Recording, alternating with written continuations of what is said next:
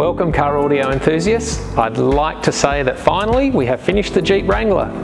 Fine, it's a subwoofer enclosure, but we've got a few different designs we're going to play with. But we have a really fun dynamic system, a great front stage, tuned, it's operational, tops off, weather's great. Stay tuned.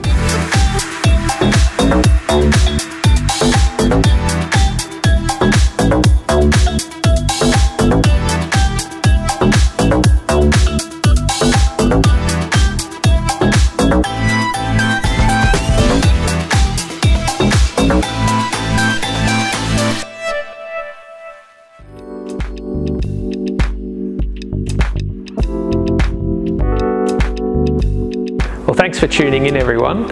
I think we'll start with an overview of the system and importantly go back to some of the earlier videos where we talked about planning your work, working your plan, and what we've done is tried to stick to that plan and not deviate. There's been a few minor changes with amplifiers here of the same size, which was a great ability to swap out one of these amps, but also to put in a 2250 underneath, which was an addition. And that gives us the flexibility of adding a subwoofer in the back. We've also went away from putting Canton 10-inch mid-bass drivers in the doors. So I really would have loved to have a three-way system up front, but we've actually chosen to do a 2.5-way system, and I'll explain that in a minute. So let's start with the power supply. So as you can see, I'm sitting in front of the battery box. So what we have in this car is we have an AGM battery up in the front, and in the back we have two lithium batteries. They are 80 amp hour batteries, and in our previous videos we showed you the battery installation. So these are basically in parallel with the front battery through a isolator, and that isolator was originally going to be mounted on the amp rack behind me, but it didn't quite work out that way, and we've had to disassemble it into its components, and it's actually tucked in behind the tail light in the Jeep. And Jeep owners will know there's an enormous amount of room behind the tail light in the Jeep. So we've actually done our stinger fusing and we've used our isolator, and that's all in there. Coming out of that, it then goes underneath to our fuse distribution blocks. And you can see those here on the camera now. And we've tried to utilise the old streetwise fusing, streetwise distribution blocks and cable where possible to give it that old school feel and vibe, and then backlight it with a few LEDs and with a glass insert. And I just wanted to use carpet to keep the functionality of the back of the Jeep as well, so we can put in a sub box, we can take it out, and it's a little bit robust.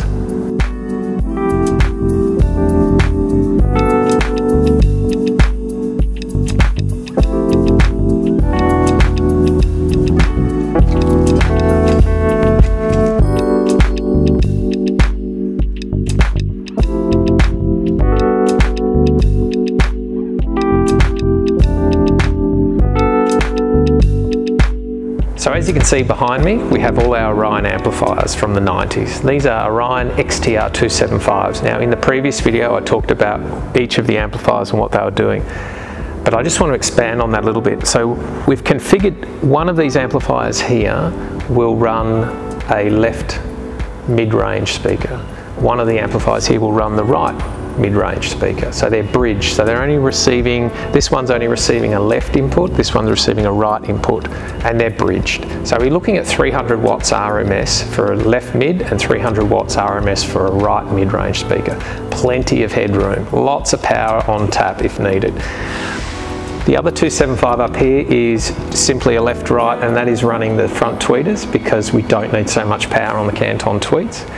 And the other two behind my head here, they are running the rear tweeters and the rear mids.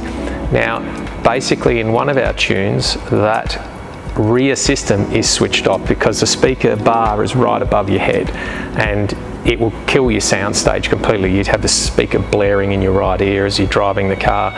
So in system 1, which is enabled, we only have our tweets, our mid-range, mid-bass speakers, and we have our Image Dynamics IDQ8 mid-bass speaker in the front. It's actually a little subwoofer and it's playing very well down to about 40 or 30 hertz. So we've tried to make that effectively a full range system for when you're driving the car, so you don't have to have a great big subwoofer in the back here, but we will have that and we will have a tune that you can actually have the sub playing as well, and we can configure the different crossovers once we have the subs in the back as well. So you can see our IDQ8 in our fiberglass enclosure. Now we had this in the previous video, and We've vinyled that now. It is mounted inside the glove box and it looks like it should have been there from factory. And as you can see, the excursion on the IDQ8 is phenomenal. These subs are my favourite subwoofer.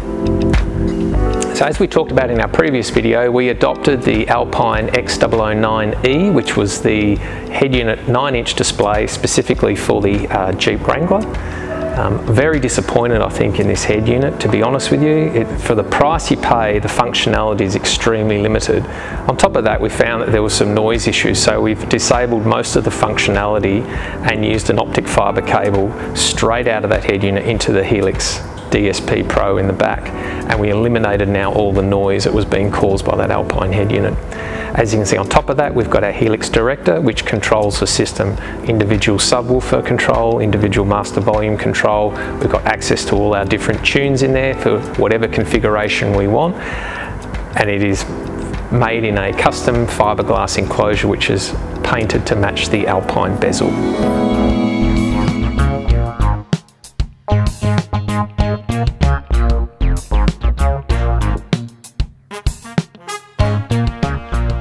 Over my left shoulder, we've got the Helix DSP Pro. You can see that full active system. There are so many RCA cables that we had to make for this car.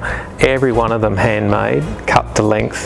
So we're going to try a few different subwoofer designs for our enclosure in the back. We've got our T-line enclosure with an ID Max 10. We're thinking about possibly doing 2 Rockford 15s, the old Pro series. They're 8 ohms each, and in parallel we can get a 4 ohm load. Again, 4 ohms with the Orion 2250 is roughly 1000 watts. And our 3 JLW3s that we started with, we still have to build that enclosure as well. So it'll be nice to have a few different enclosures just to plug and play into this system. So long as we present a 4 ohm load to that amplifier, we'll be in business. So that's what I like about it. We've still got a great front stage that we can get everyday driving, get in, listen to music, and then we've got some fun to play with in the back with our sub enclosures. So stay tuned, everyone. I hope to bring them to you soon. Thanks for watching. Hope you enjoyed the video. Plenty more to come. See you later.